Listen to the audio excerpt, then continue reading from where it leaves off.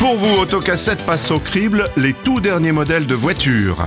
Avec aramisauto.com, vente de voitures neuves et d'occasion, on refait les essais.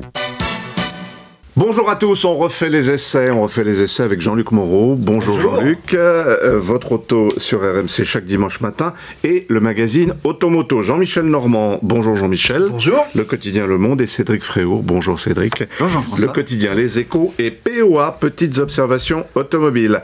Alors on va s'intéresser à une voiture qui a une carrière déjà très brillante. Elle est en tête des ventes je crois, mais la concurrence est rude. Il s'agit du Captur de Renault. Jean-Luc, il est restylé là, hein. C'est pas un nouveau Captur. On ne va pas changer une équipe qui gagne, hein, ça serait une grosse erreur. Je pense que Renault a compris ça des Allemands, c'est que quand on a un produit qui marche, il ne faut pas chercher à le modifier trop en profondeur. Il faut chercher à améliorer les points qui pêchaient. Et il faut s'en tenir à ça. Vouloir tout révolutionner, c'est pas forcément une bonne chose. Le Captur, c'est le numéro 1 des ventes de SUV en France, c'est le numéro 1 des ventes de SUV dans cette catégorie en Europe. Donc il fallait pas tout bouleverser, d'autant qu'il y avait déjà eu une évolution avec des mécaniques et des nouveaux réglages de suspension qui dataient de 2014. Donc en fait, c'est le jeu des 7 erreurs. Quand on voit la voiture comme ça, si vous n'êtes pas journaliste professionnel, il est bien difficile de dire si c'est le nouveau ou l'ancien Renault Captur.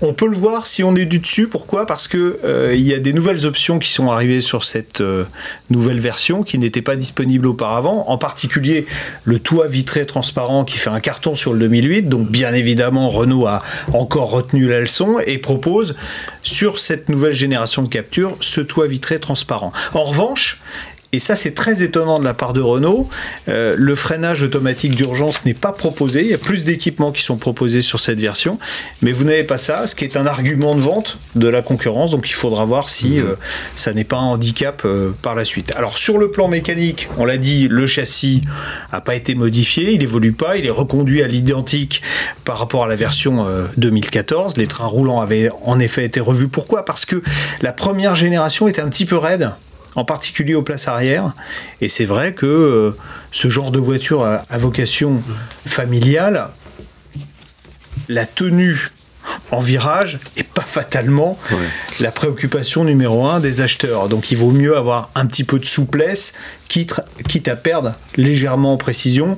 Et on va dire que de ce côté-là, le Captur est vraiment rentré dans le rang. Plus de confort, mais moins d'efficacité qu'un 2008. C'est le seul point où il est vraiment un petit peu moins bien que son concurrent Peugeot. Pour le reste, c'est une affaire de goût. Alors là, on voit bien le toit est vitré. Jean-Michel, vous l'avez trouvé changé ? Pas du tout. Je pense qu'il a... non, pas beaucoup. Mais effectivement, Jean-Luc a raison. Ce qui a été amélioré, c'est les points forts. Et par rapport à la 2008, c'est une voiture qui a de l'humour, alors que la 2008 en a pas beaucoup. Et la catégorie de gens qui achètent ces voitures-là, c'est des gens qui veulent avoir des voitures gaies, sympas, marrantes. La grande nouveauté... Ça veut dire qu'il y a plus de couleurs, par exemple. Exactement. Hein. La grande nouveauté sur le Captur, c'est que maintenant, il y a plus de 30 combinaisons de teintes différentes. Alors, ça peut sembler secondaire, mais c'est très important pour les gens qui achètent ces voitures-là. Ils ont un rapport à l'automobile qui est plus joyeux, et ça, je trouve ça extrêmement sympathique. Alors, il y a aussi une tentative de tirer vers le haut le Captur en faisant une version initiale Paris, parce que toutes les Renault n'ont pas cette possibilité. Donc, pour un peu tirer le prix vers le haut, faire en sorte que cette voiture soit un tout petit peu plus luxueuse. Pourquoi ? Parce que chez Renault, on s'est rendu compte que 40% des acquéreurs étaient des gens qui venaient de la catégorie supérieure. Donc c'est des gens qui ont un joli pouvoir d'achat, mais qui n'ont plus envie de dépenser autant dans des grandes voitures, des grosses voitures, et qui se font très bien avec d'une petite voiture sympa, marrante, avec un peu de cuir, voilà. Oui, puis alors on le voit pas sur les images là, mais ce qui a progressé aussi, même si le dessin de la planche de bord reste identique, c'est la qualité de fabrication qui pêchait franchement sur la première génération. Là maintenant, c'est clairement Renault a appris de ses erreurs, et là c'est je dirais presque l'élément le plus notable sur la voiture. C'est le progrès de la qualité de fabrication. Non, mais c'est typiquement le lifting réussi. Il y a des liftings qui parfois sont ratés. Là, on est là, on est vraiment devant le cas d'école. C'est-à-dire on a amélioré ce qu'il fallait améliorer, et ça marche. Alors ici, il y a quand même un point. Enfin, il y a un moment, il faut être négatif. Sinon on ne serait pas journaliste. Il y a quand même un point qui aurait mérité d'être amélioré. C'est le moteur TCE 120 chevaux. Essence donc. Moteur essence, puisqu'on est quand même dans une catégorie où l'essence est en train de prendre de dominer les ventes de diesel. Et le moteur TCE 120, franchement, les 120 chevaux, je sais pas où il les trouve, Renault.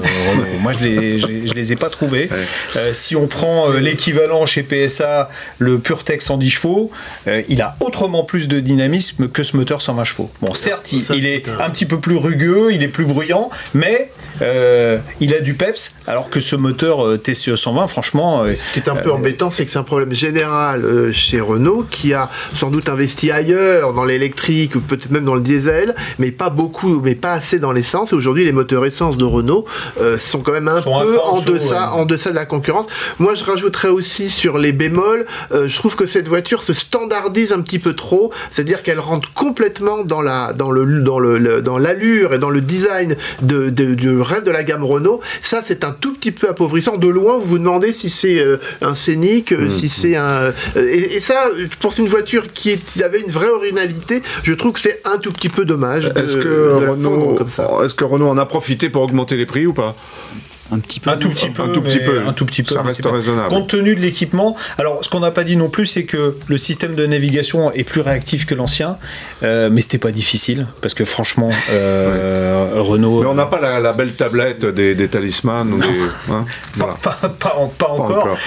Mais au-delà de la taille des écrans, la réactivité des systèmes sur certaines voitures, c'est miséreux. Si vous prenez une Zoé, par exemple, qui est une voiture électrique sur laquelle on attend un petit peu de réactivité du système qui doit être normalement au top, franchement, ils sont très très en retard de ce côté-là. Donc le Captur nouvelle mouture bénéficie des progrès qui vont arriver sur le reste de la gamme Renault. Ça, c'est plutôt pas mal. Non, mais c'est une voiture attachante en fait. Un petit peu comme la Twingo, la première Twingo.